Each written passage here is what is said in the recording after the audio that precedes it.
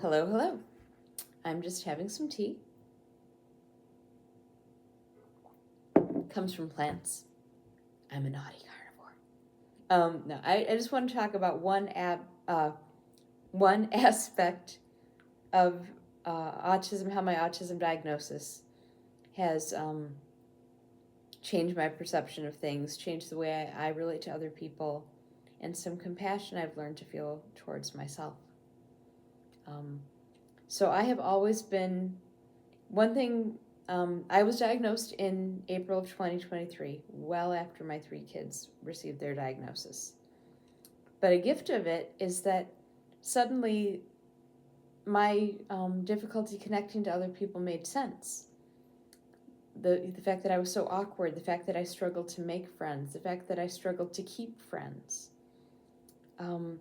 I wasn't, I realized I'm not crazy as I had felt that I am for years, as people had told me to my face and behind my back that I'm crazy. And yes, granted, when I was younger, maybe some of my thoughts were a little bit skewed. My worldview was maybe a little skewed. I've gotten older, I've gotten wiser, I like to think. But yeah, suddenly I realized that I'm not necessarily wrong, and there's an explanation. And that's what I say, like, the autism is an explanation. It is not an excuse.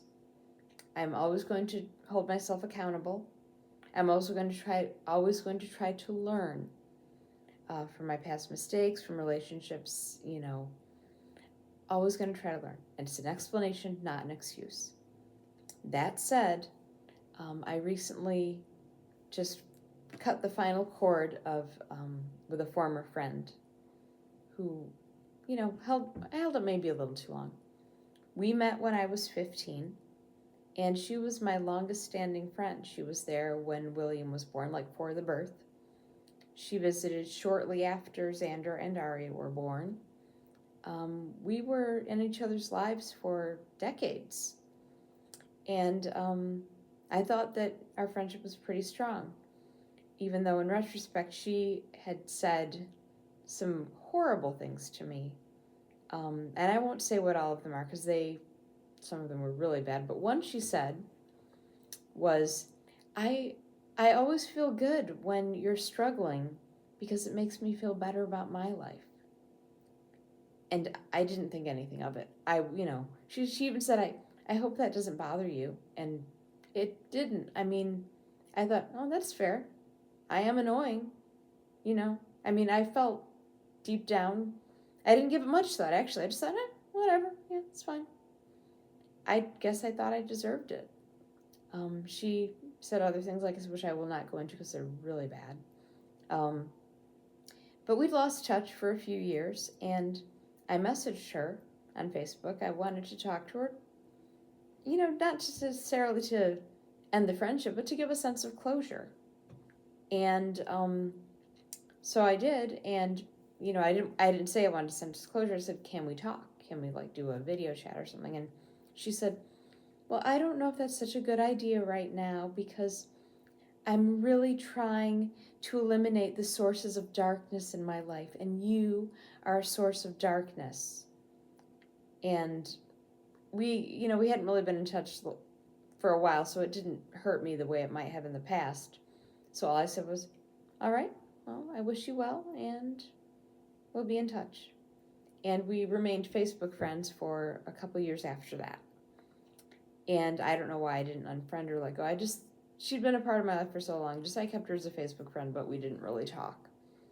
But I talked to my mom, and I told her some of the things that this person, Sarah, had said to me, and even some of the darker things that I'm not going to talk about here. And she's like, that's not right. She shouldn't talk to you that way. I don't know why you're even still, why you haven't just unfriended her and cut all ties. And I didn't know either. I was holding on to the history, I guess. But I did. I finally did. I unfriended her. I blocked her for good measure. Whatever. We hadn't really talked. And it's that last bit of self-compassion that I was like, you know what? She wasn't a good friend. It doesn't matter how long we were friends. The things she said to me were not all right. I did not deserve it. It doesn't matter that I was awkward. It doesn't matter that, yeah, I mean, maybe I made people uncomfortable for a while. I made myself uncomfortable. I was a lot. I admit that. I was not, I don't think, ever at any point a source of darkness. And nobody should take pleasure in me struggling. Nobody should take pleasure in anyone struggling. That's not what friends do. And it doesn't matter, yes, my autism is an explanation, not an excuse, but it's also not an excuse. Nobody who claims to be your friend should say those things, should take pleasure in your struggle, should treat you poorly, should make you feel like you are this source of evil and darkness or whatever. Nobody should make you feel less than. That's not a friend. And I am better than that. I am worth more than that. Autism or not, I am worth more than that. And one thing the diagnosis has taught me is to accept where I am. I mean, I accept my children. They're all autistic, and I have love and compassion for them. They deserve happiness. They deserve love, and so do I. If I can give that compassion to my kids, I can give it to myself, and I should expect more from my friends. And yeah, I don't know if she was ever really my friend or just someone I held on to because that I thought that was the best I deserved. So I'm going to end the video here before I go off in too much of a ramble. And just remember, if you ever feel this way, autistic or not, but especially if you felt like you have struggled socially, if you struggled to make friends, to keep friends, don't accept poor treatment from people just because you think it's the best you can do. Just because you think it's the best kind of friends you can attract. It's not. You deserve better. I deserve better. Love yourself and know that, you are worthy of good friendship. And you should, in turn, try to be a good friend. That's all for now. I am going to finish my tea. Slurpy, slurpy. And I will see you in the next video. Bye.